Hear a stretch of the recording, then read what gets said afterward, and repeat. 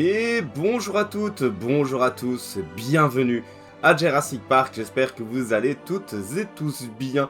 On se retrouve aujourd'hui déjà pour un nouvel épisode de ma série Jurassic Park dans Prehistoric Kingdom. Pourquoi est-ce que ça va aussi vite? Ben tout simplement parce que figurez-vous que j'avais déjà l'idée pour l'habitat et j'avais largement hésité en fait à faire un épisode avec deux habitats pour l'épisode précédent, et puis finalement bah, je me suis dit non, je vais en garder sous le coude pour ne pas proposer des épisodes trop longs et donc trop indigestes, et donc bah, j'ai décidé de séparer ça du coup en deux épisodes. Et ici j'avais envie de construire le premier restaurant du parc, parce que figurez-vous qu'il n'y avait pas encore de point de vente Horeca.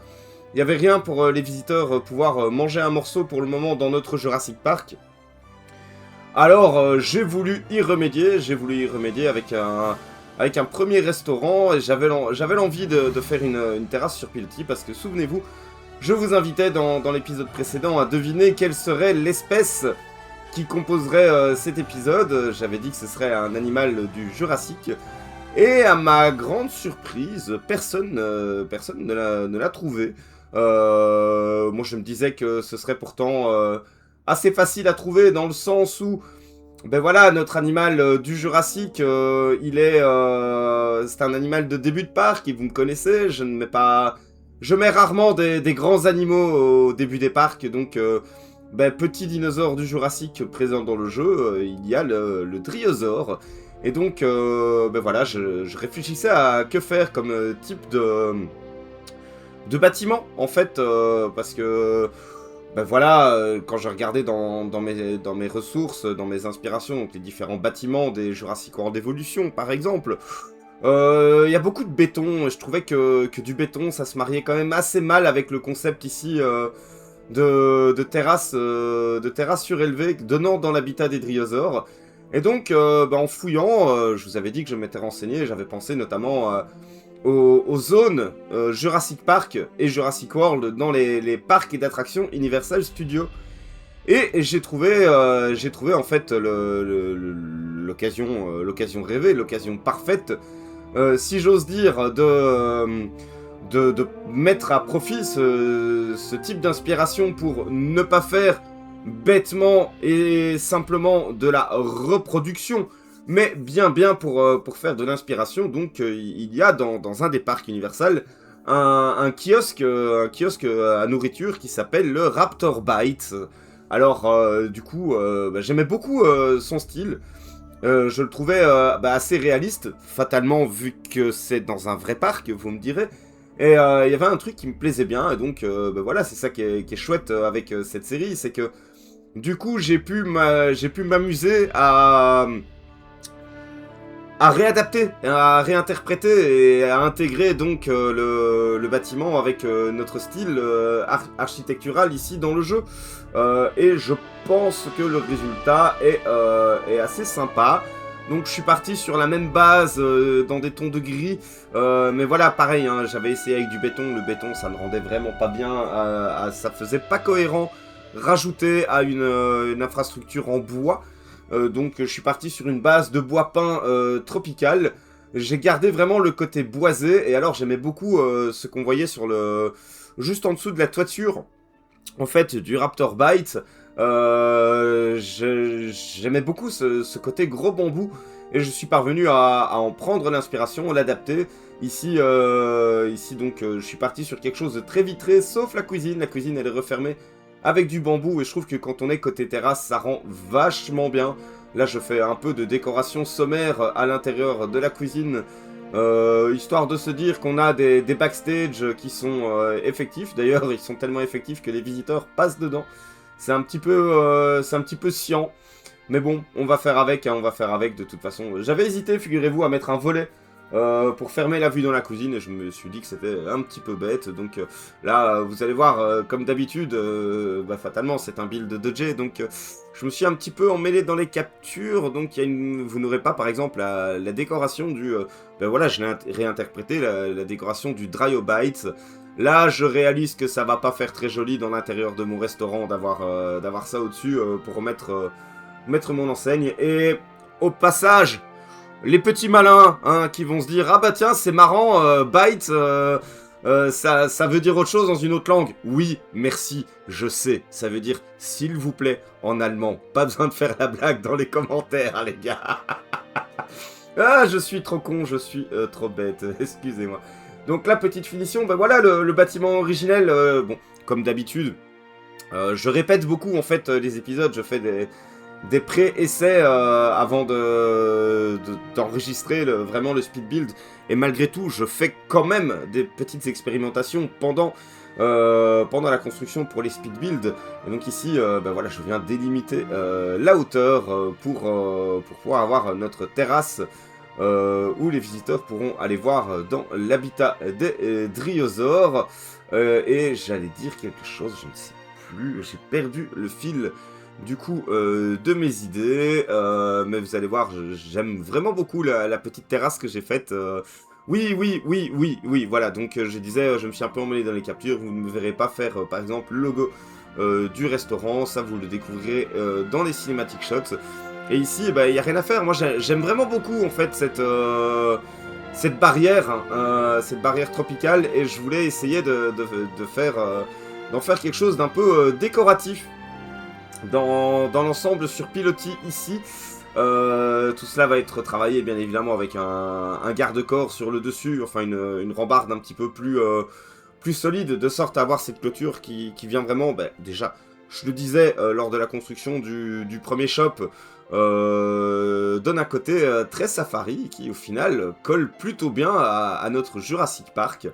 Et avec le petit changement de couleur là pour l'intégrer, ça fait vraiment une décoration qui se marie plutôt bien avec le tout, avec l'ensemble. Hein. Donc une fois que j'ai repositionné mon restaurant, je viens apporter un petit peu de naturel autour de mes piliers, hein, avec notamment un petit peu de caillasse, comme si de toute façon on aurait creusé et entassé, amassé, pour être sûr que les piliers soient bien ancrés dans le sol, avec un peu de végétation aussi, évidemment, pour montrer que la vie trouve malgré tout toujours un chemin. J'ai dû pas mal chipoter pour garder mon terrain à la bonne hauteur, mais je suis vraiment content de ce qu'on a obtenu comme résultat. J'ai pas mal chipoté aussi pour les tables, hein, vous verrez le résultat final. J'ai opté pour... j'ai hésité longuement à faire une section couverte au-dessus des tables. Ici, vous allez me voir essayer d'incorporer des parasols. Je vais les retirer. J'avais essayé, mais ça, j'ai pas pris les captures parce que j'étais pas content. J'aimais pas, donc heureusement que j'ai pas capturé parce que sinon vous l'auriez sûrement vu. Parce que comme d'habitude, vous me connaissez, j'édite plutôt mal les captures, mais finalement, ben, j'ai opté pour les parasols, et j'ai opté pour les parasols dans un vert un petit peu flashy. Ça, pareil, ça par exemple, j'aurais pu couper, parce que en vérité, j'en ai mis partout avant de réaliser que, mais en fait non, je vais pas en mettre tout court. Je vais garder ces panneaux-là pour les abris. D'ailleurs, spoiler alerte, j'ai triché pour l'abri des triosaures. Vous verrez, mais donc voilà, ça par exemple, j'ai pas gardé. Et ici, j'avais hésité à faire quelque chose. Et puis finalement, hop, je me suis dit, mais non, je vais faire mes bornes. Vous me verrez faire les bornes un petit peu plus tard. Je les ai adaptées, bien sûr, au fait que ce sont des herbivores. Hein. Je me suis basé sur Jurassic World Evolution avec... on a des bornes jaunes pour les herbivores et des bornes rouges pour les carnivores. Voilà, j'ai choisi de garder ça ici pour notre parc. Donc ça, vous verrez quand je ferai la borne des dryosaures. Mais ce que j'aime vraiment beaucoup, c'est la façon dont l'habitat se délimite. J'ai eu beaucoup d'expérimentations. Le seul truc dont je suis peut-être un brin sceptique, je vous avoue, ce sont ces piliers de clôture près de la terrasse. Mais malheureusement, je ne peux pas faire autrement. Là, je me dis, oui, j'ai une bonne forme ou pas. Là, j'ai dû pas mal chipoter également pour parvenir à lisser suffisamment le terrain pour pouvoir connecter, en fait, ma délimitation. Pour m'assurer d'avoir un... Et je m'assure d'avoir des enclos complets, alors qu'en fait, je n'utilise pas les bornes d'information dans cette série, vu que je fais mes propres bornes. Mais donc voilà, j'apporte un petit peu de variété ici, je chipote beaucoup pour pouvoir relier le tout, avant d'enfin attaquer le terraforming de l'habitat à proprement parler, un habitat qui va beaucoup changer de taille. J'aime vraiment beaucoup la zone que je suis parvenu à créer et délimiter en fait autour de la terrasse. Elle donne vraiment un point d'intérêt, un point de vue qui est également visible d'ailleurs depuis le chemin. Et, et donc, allez, comment dire, tout en laissant beaucoup de zones à l'arrière de l'habitat. Voilà, je retrouve mes mots. Tout en laissant beaucoup de zones à l'arrière de l'habitat pour que les animaux puissent aller se cacher, avec notamment, ben voilà, ici, cette petite falaise que j'ai faite. Et c'est chouette parce que j'ai eu l'occasion de voir les dryosaures venir se poser au-dessus de la falaise et donc être visibles depuis la terrasse. Ça a vraiment un chouette effet. Et donc voilà, pourquoi le dryosaure, vous me direz, je l'expliquais en début d'épisode, j'aime bien avoir, surtout pour ici, une terrasse où on peut manger avec les animaux. On veut vraiment un gentil et paisible petit herbivore, et donc je trouve que le dryosaure s'y prête plutôt bien. Là j'ai les petites délimitations vis-à-vis du dénivelé pour empêcher les dryosaures de s'échapper. Beaucoup de roches dans cet enclos pour marquer, appuyer les dénivelés, pour donner l'impression qu'on est vraiment dans un paysage du Mésozoïque, du Jurassique même, vu que nous avons ici des animaux en provenance directe du Jurassique. Là, je crois que je me suis un petit peu emmêlé dans les captures et qu'il manque, il manque 2-3 trucs vis-à-vis de l'habitat, mais de toute façon, globalement, l'habitat, vous allez voir, je vais vraiment travailler principalement sur la section visible par les visiteurs, et le reste, c'est plus la nature qui a plus ou moins repris ses droits avec un chemin qui se dégage vers l'abri. Et comme je disais, j'ai triché.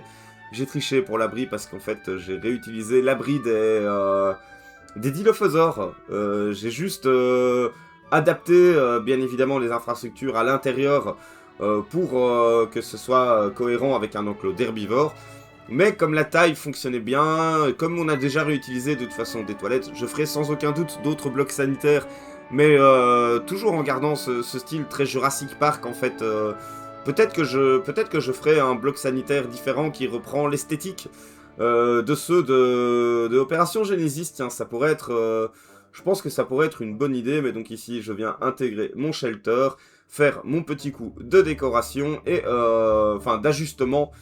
Et ensuite, ensuite, vous me verrez construire la borne. Et ce sera fait pour cet épisode-ci. Cet épisode-ci, en tout cas, j'espère qu'il vous aura plu. Vous avez réservé un très très bel accueil. Franchement, j'ai été très impressionné par l'accueil que vous avez réservé à l'épisode des Dilophosaures. Pour le moment, c'est l'épisode qui a le mieux performé. Bon, on sent que je n'aime pas ce terme, mais c'est l'épisode qui a le mieux performé pour le moment sur la chaîne. Donc franchement, je suis très très très content. J'espère que cet épisode-ci, ainsi que les prochains, vous plairont tout autant.